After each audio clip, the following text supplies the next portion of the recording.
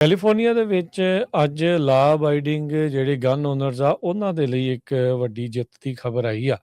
Federal ਜੱਜ ਆ ਉਨਸ ਦੇ ਦੁਆਰਾ ਕੈਲੀਫੋਰਨੀਆ ਦੇ ਵਿੱਚ ਓਪਨ ਕੈਰੀ ਬੈਨ ਨੂੰ ਸਟ੍ਰਾਈਕ ਡਾਊਨ ਕਰ ਦਿੱਤਾ ਗਿਆ ਆ। ਕੈਲੀਫੋਰਨੀਆ ਡਿਪਾਰਟਮੈਂਟ ਆਫ ਜਸਟਿਸ ਕਹਿੰਦੇ ਵੀ ਇਸ ਓਪੀਨੀਅਨ ਨੂੰ ਹੁਣ ਰਿਵਿਊ ਕਰ ਰਿਹਾ ਤੇ ਆਪਣੀਆਂ ਅਗਲੀਆਂ ਆਪਸ਼ਨਸ ਦੇ ਉੱਤੇ ਝਾਤ ਜਿਹੜੀ ਉਹ ਮਾਰੇਗਾ।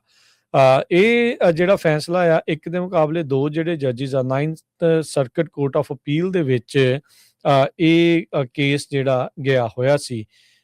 ਇਸ ਜਿਹੜੇ near total ban open carry ਦੇ ਉੱਤੇ ਫਾਇਰ ਆਰਮਸ ਦੀ ਉਹ ਲੱਗੀ ਹੋਈ ਹੈ ਕੈਲੀਫੋਰਨੀਆ ਦੇ ਵਿੱਚ, ਤੇ ਉਸ ਬੈਨ ਦਾ ਜਿਹੜਾ ਕੁਝ ਹਿੱਸਾ ਆ ਉਸ ਨੂੰ ਗੈਰ ਸੰਵਿਧਾਨਿਕ ਕਰਾਰ ਦੇ ਦਿੱਤਾ ਹੈਗਾ ਆ।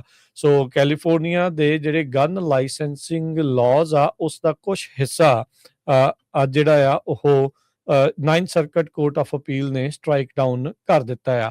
ਤੇ ਨਾਲ ਹੀ ਕਹਿੰਦੇ ਵੀ ਅਥਾਰਟੀਜ਼ ਨੂੰ ਵੀ ਰੋਕਿਆ ਗਿਆ ਆ ਵੀ ਜਿਹੜੇ ਪਰਮਿਟਸ ਆ ਓਪਨ ਕੈਰੀ ਦੇ ਕਾਉਂਟੀਜ਼ ਤੇ ਜਿੱਥੇ 2 ਲੱਖ ਤੋਂ ਵੱਧ ਲੋਕ ਰਹਿੰਦੇ ਆ ਉਸ ਦੇ ਵਿੱਚ ਜਿਹੜੇ ਇਸ਼ੂ ਕਰਨੇ ਪਰਮਿਟ ਆ ਉਸ ਨੂੰ ਜਿਹੜਾ ਉਹ ਰੋਕਿਆ ਆ। ਸੋ ਕੈਲੀਫੋਰਨੀਆ ਦੀ ਮੇਜਰ ਪਾਪੂਲੇਸ਼ਨ ਸੈਂਟਰ ਉਸ ਦੇ ਵਿੱਚ ਕਹਿੰਦੇ ਵੀ ਬੇਸਿਕਲੀ ਇਹ ਕਵਰ ਹੋ ਜਾਊਗਾ। ਇੱਕ ਦੇ ਮੁਕਾਬਲੇ ਦੋ ਜਿਹੜੇ ਜੱਜਿਸ ਆ ਉਹਨਾਂ ਨੇ ਕਿਹਾ ਵੀ ਇਹ ਜਿਹੜੀ ਪਾਲਿਸੀ ਆ 2022 ਜਿਹੜੇ ਫਾਇਰ ਆਰਮ ਐਕਸੈਸ ਸਟੈਂਡਰਡ ਆ ਸੁਪਰੀਮ ਕੋਰਟ ਦੇ ਇੱਕ ਨਿਊਯਾਰਕ ਸਟੇਟ ਰਾਈਫਲ ਤੇ ਪਿਸਟਲ ਐਸੋਸੀਏਸ਼ਨ ਵਰਸਸ ਬਰੂਇਨ ਡਿਸੀਜਨ ਦੇ ਸਟੈਂਡਰਡਸ ਦੇ ਨਾਲ ਇਨਕਨਸਿਸਟੈਂਟ ਨਜ਼ਰ ਆ ਰਹੀ ਆ। ਤੇ ਕਹਿੰਦੇ ਵੀ ਜਿਹੜੀ ਰੂਲਿੰਗ ਆ ਉਸਨੇ ਇਹ ਸਟੇਟ ਕੀਤਾ ਵੀ ਜਿਹੜੇ ਗਨ ਲਾਜ਼ ਆ ਉਸ ਨੂੰ ਜਿਹੜੇ ਸੈਕੰਡ ਅਮੈਂਡਮੈਂਟ ਰਾਈਟਸ ਆ ਉਹਨਾਂ ਦੀ ਨੂੰ ਪ੍ਰਾਇਓਰਿਟਾਈਜ਼ ਕਰਨਾ ਚਾਹੀਦਾ ਆ ਓਵਰ ਪਬਲਿਕ ਸੇਫਟੀ ਇਸ਼ੂਜ਼।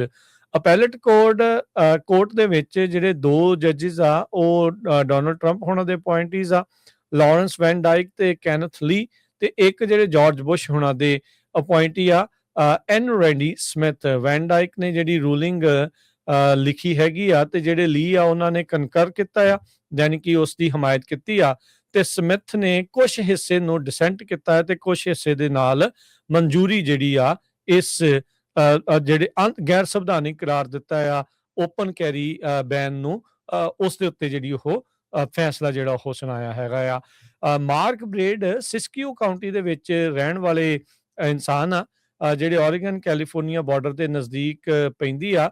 ਇਹਨਾਂ ਦੇ ਦੁਆਰਾ ਇਹ ਜਿਹੜਾ ਲਾਸੂਟ 2019 ਦੇ ਵਿੱਚ ਲਿਆਂਦਾ ਗਿਆ ਸੀ, ਜਿਸ ਵਿੱਚ ਬ੍ਰੈਡ ਨੇ ਇਹ ਦਾਅਵਾ ਕੀਤਾ ਸੀਗਾ ਵੀ ਉਸ ਨੂੰ ਓਪਨ ਕੈਰੀ ਪਰਮਿਟ ਜਿਹੜਾ ਉਹ ਮਿਲਿਆ ਹੀ ਨਹੀਂ, ਜਦ ਕਿ ਉਸ ਦੀ ਕਾਉਂਟੀ ਦੀ ਜਿਹੜੀ ਪਾਪੂਲੇਸ਼ਨ ਆ ਉਹ ਸਿਰਫ 42,500 ਆ। ਸੋ ਕੈਲੀਫੋਰਨੀਆ ਡਿਪਾਰਟਮੈਂਟ ਆਫ ਜਸਟਿਸ ਦੇ ਜਿਹੜੇ ਸਪੋਕਸਪਰਸਨ ਆ ਉਹਨਾਂ ਨੇ ਆਰਗਿਊ ਕੀਤਾ ਵੀ ਜਿਹੜਾ ਕਾਨੂੰਨ ਆ ਸੂਬੇ ਦਾ ਇਹ ਸੰਵਿਧਾਨਿਕ ਹੈਗਾ ਆ, ਪਰ ਜਿਹੜੇ 9th circuit court of appeal ਨੇ ਕਿਹਾ ਵੀ ਇਹ ਗੈਰ ਸੰਵਿਧਾਨਿਕ ਆ।